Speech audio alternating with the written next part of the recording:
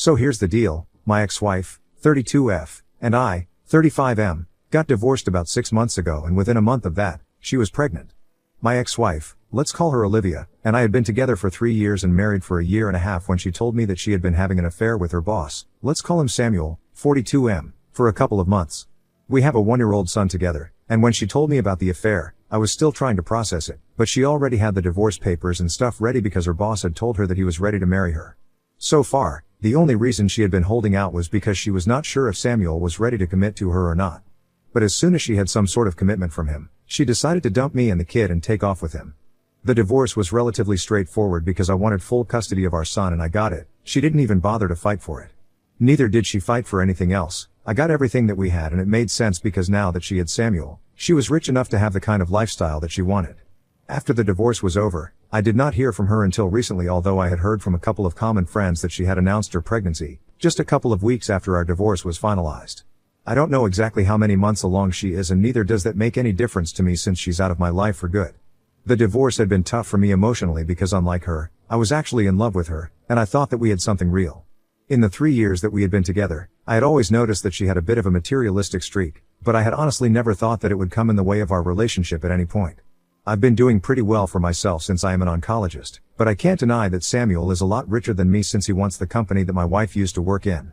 Even though they had grown pretty close since she started working there, I had never felt threatened by him because I always thought that they were very good friends, and I was always quite secure about our relationship because I believed that Olivia loved me as much as I loved her. Clearly, I was mistaken because if that had been the case, she wouldn't have found it so easy to dump me and leave. And I can still understand finding it easy to leave me, but how somebody can give birth to a kid and then just abandon them makes no sense to me. She didn't bother to check up on how our son was doing even once after this divorce, and that made it much easier for me to hate her because that's what she deserves. When she left me, she tried to tell me that the reason she was leaving was because I never had any time for her, unlike Samuel, who was always there for her. It's not that easy to fool me though. I know that the real reason she was leaving was because he was much richer than me, but when I brought it up with her, she started cursing at me and acted like I was a terrible person for even implying that, even if it was the truth. But anyway, the reason she reached out to me recently was also something to do with money, and that just proved me right because recently, I have been named as the sole heir to my uncle's fortune. For context, my uncle was a businessman who built a fortune for himself in real estate and owns one of the largest real estate companies in the state. He never married and never had any kids of his own, but we were pretty close. He adored me, and I knew that, but I still hadn't expected him to name me as the sole heir to everything that he owned. Everything is still being evaluated, but I know for a fact that I'm looking at an estate worth more than $2 million, and I haven't even started to think about how much his assets are worth. He left the company to me as well, but I'm honestly not interested in running it. Luckily, he had also left instructions to me in case I did not want to run the company, and so, according to him, I have appointed his CFO as the current CEO so the company keeps running smoothly. But I'm still going to be benefiting from whatever he makes from the company, so I can easily just retire right now.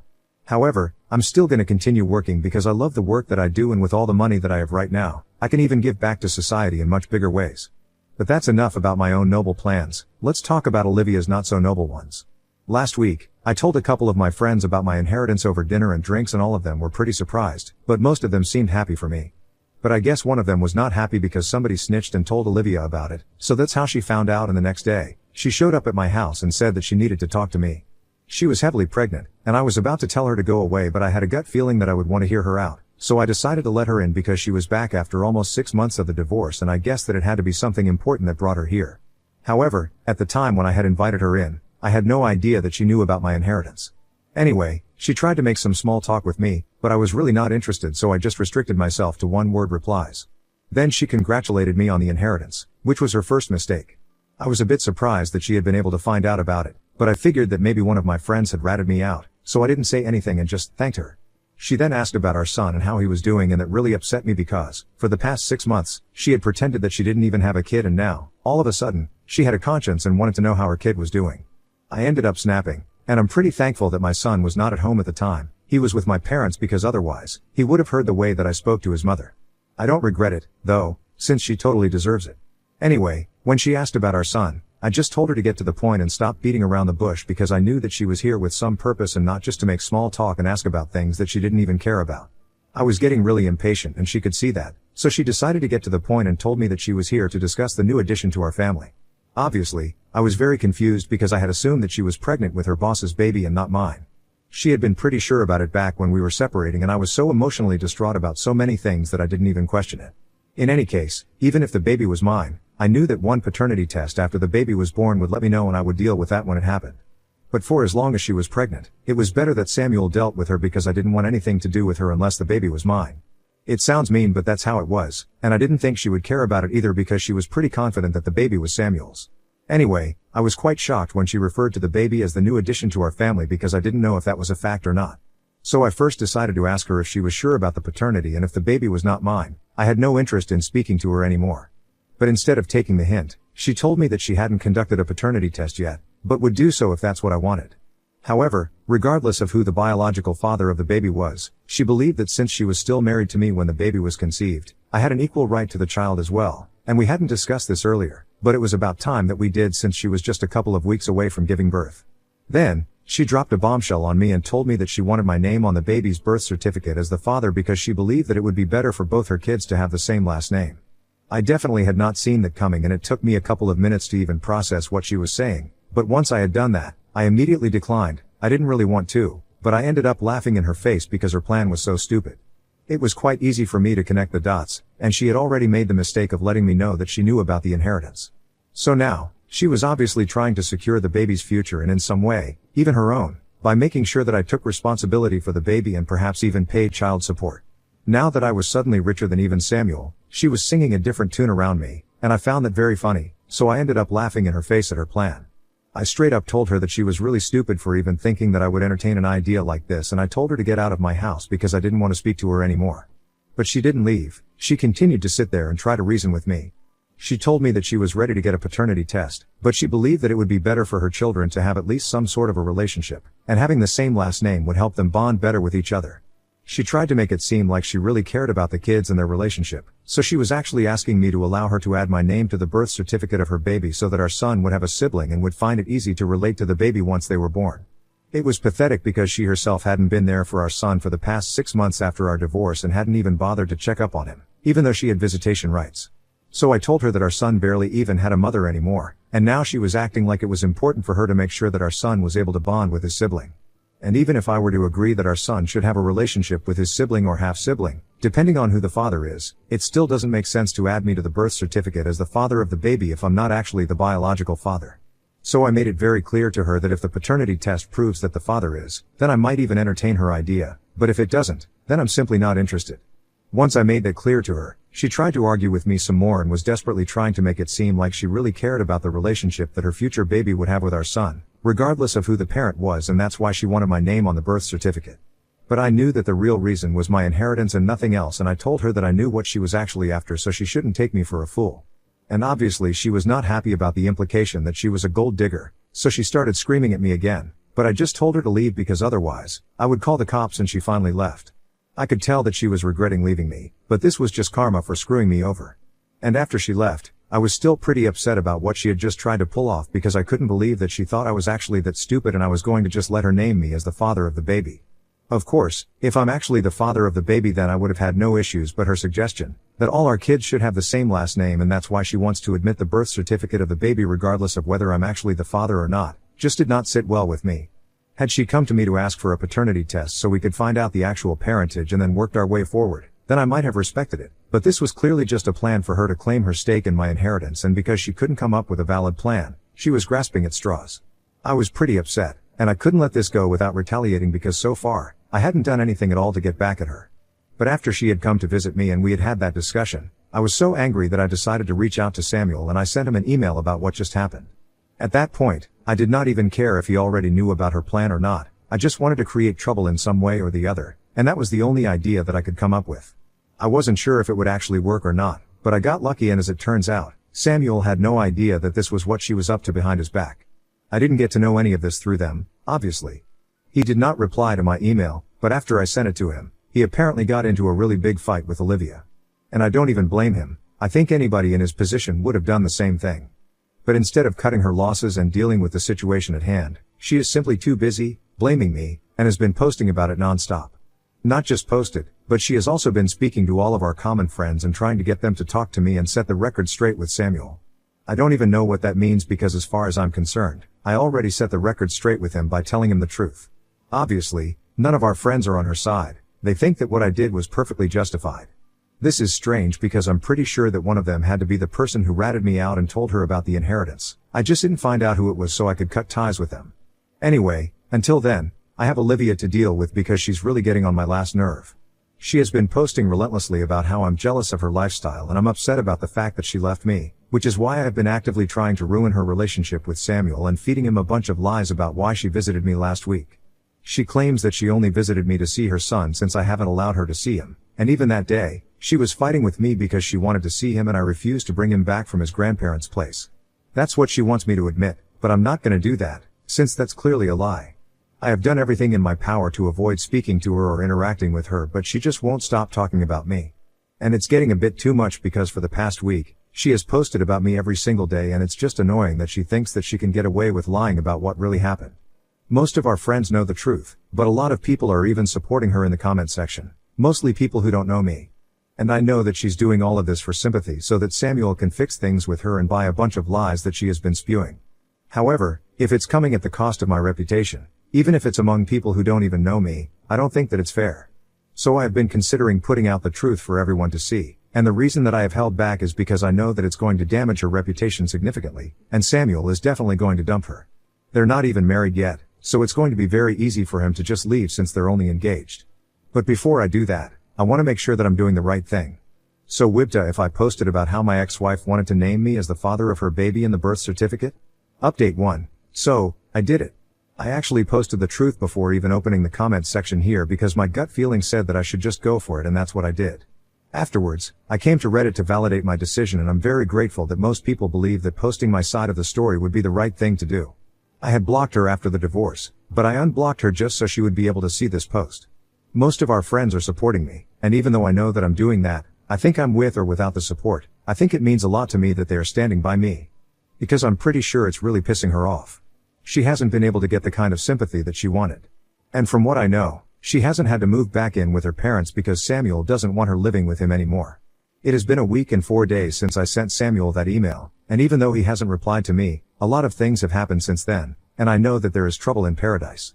I'm pretty glad that this is happening to them because she left me and our son for someone else, just because he was richer than me and Samuel. Well, he was just a homewrecker. I'm glad that karma is finally catching up to them and I really hope that this teaches them a lesson of a lifetime. Even if it doesn't really matter because I'm still going to be rich and I'll be happy with or without them. My son and I are even planning on taking a vacation in a couple of weeks because I think I need a break. I've been working myself to the bone ever since the divorce and now that I'm finally getting the closure that I thought I needed, I think a well-deserved break will do me a lot of good and when I come back, I'll be ready to work even harder. The only piece of the puzzle that I haven't been able to figure out yet is who exactly had ratted me out to Olivia because so far, I have asked several of my friends if they had said anything about my inheritance to Olivia, and all of them have denied having anything to do with it. The people who I had told about the inheritance are really close to me, so I really hate the idea that one of them had been lying to me, but well, that's how it is. Anyway, I'm gonna start planning my vacation with my son now. Update 2. Olivia showed up at my door again today and this time, my son was at home as well, so I told her to go away instantly. Because I was pretty sure that he was not here to see him and she was here to probably pick a fight with me and I didn't want my son to see me acting like that since Olivia just brings out the worst in me.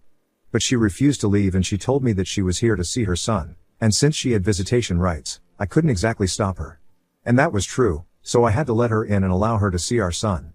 I was not happy about that at all, but if I had refused, there might have been legal repercussions for it, and I have already spoken to my lawyer to prevent this from happening in the future.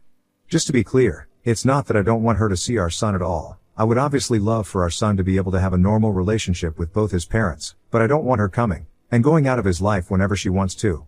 The first time that she left home to move in with Samuel, she didn't even bother to say goodbye to our son, and it was very obvious that in the following weeks, he had found it very difficult to cope with her absence. I did not want that repeating once again, so I've spoken to my lawyer and we are going to file for supervised custody visits so I can monitor when she gets to see him and she can't waltz in and out whenever she wants to because that's not good for our son. Anyway, our son was a little confused to see her at first, but afterward, he seemed happy enough. She ignored me for the entire time that she was here, but I noticed that she started to take a bunch of videos towards the end of her visit. The only thing that I said to her before she left was that I did not want her to post any of those videos online because I did not want our son to have an online presence when he was so young. To that, She only told me that she was saving these videos for herself in case she missed him too much, which I think is a bunch of BS, but I didn't argue with her because it would be pointless. Anyway, that was what happened and I think it was pretty weird, but it's not like she did anything wrong, so I can't complain. Update 3. So I had asked my lawyer to file for Olivia to have only supervised visiting rights after she visited us out of the blue to see our son a couple of days ago, but after what happened last evening, I don't think that's going to be necessary anymore. After her last visit, she hadn't posted anything against me, and in fact, she had been pretty inactive on social media for quite a while. She had made a few posts against me after I had put out my side of the story, but that was just for a few days and then, she just went silent. And then, she paid me a visit to see our son, which was also quite strange. However, what happened yesterday is what takes the cake because she just showed up once again randomly with a lawyer and handed me signed paperwork, which said that she was giving up custody of our son. She and her lawyer informed me that they would file the petition and get this approved by family court soon enough. She just wanted to give me a heads up before all of that happened, so I wouldn't be taken by surprise. I really couldn't stop myself from asking why she was doing this because just a couple of days ago, she had visited us to meet our son, but she didn't exactly give me a straightforward answer. All she said was that she had decided that it was in the best interest of our son to only have one parent, and that would be me because she was going to be too busy taking care of her future kid. And interacting with him the other day had made her realize that he was better off without his mother, since neither did he seem to attach to her, nor did she feel anything when she was around him. So she wanted me to take over entirely and told me that she wouldn't be bothering us anymore with her presence. I was really confused about what was going on, and I kind of felt bad for my son because his mother had said that she did not feel attached to him, and even though he doesn't even know what that means yet, I know that it would hurt him if he understood. But I did not try to stop her, since no matter what I wanted, she had made up her mind, and if she did not want to be a mother, then I was not going to force her to. And she definitely was right about one thing: it would be better for him to just have one parent around him, and that would be me because I was actually willing to be a father to him. Before she left, I asked her if she knew anything about the paternity of her kid, and she told me that she had decided she would only get a paternity test conducted after the baby was born, and until then, I had nothing to worry about. She also told me that if the baby turned out to be mine, we would work out an arrangement that worked for both of us, but until then, she did not want me to speak to her, and well, I respect that. It might seem insensitive, but I already have a lot on my plate to be worrying about a kid who is probably not even mine. Update 4. I finally heard back from Samuel after almost 4 weeks since I sent him that email, and I learned a lot of things that I did not know about Olivia in this situation. He started off by apologizing to me for, well, everything. But I'm not going to get into that. After the apology, he told me that they actually had conducted a paternity test a couple of weeks back and they knew for sure that the baby was not mine. The baby is his, and even when she had approached me, she had known about it. That's why he had been so upset and broken things off with her, because it was very obvious that she did not truly belong to anyone in the actual sense of the word. She tried to tell him that she had only visited me to talk to me about seeing our son more often because she claimed that I wasn't allowing her to see him. However, he did not buy that, and he decided to believe my version of what happened, since in the past 6 months, he had kept pushing her to come see our son, but she was the one who always kept procrastinating, and it seemed very unlikely that she had changed her mind all of a sudden. So he broke off their engagement and asked her to move out, then she left. Even after she had left, she sent him a couple of videos with our son to prove that she had actually visited our son a couple of times and she hadn't been lying about what she had said to him. But he's not an idiot and he could see right through her. At least now I know why she had taken all those videos. It was just so she could use it to prove herself right, and I can't imagine something more disgusting. She was literally using our son to get back together with Samuel, and when she realized that it was not going to work, she decided to give up custody of him. Anyway, he told me that they are still going to raise their child together, and she's claiming an exorbitant amount of child support right now, which is expected since she quit her job after she got engaged to him. But that's their problem now, and I'm done with her. Soon enough, I will have full sole custody of our son, and even the procedure of inheriting everything that my uncle left me is almost over, so I'll be pretty rich. 6 months ago, I wouldn't have been able to imagine living a life like this, but right now, I'm really happy about how things have turned out.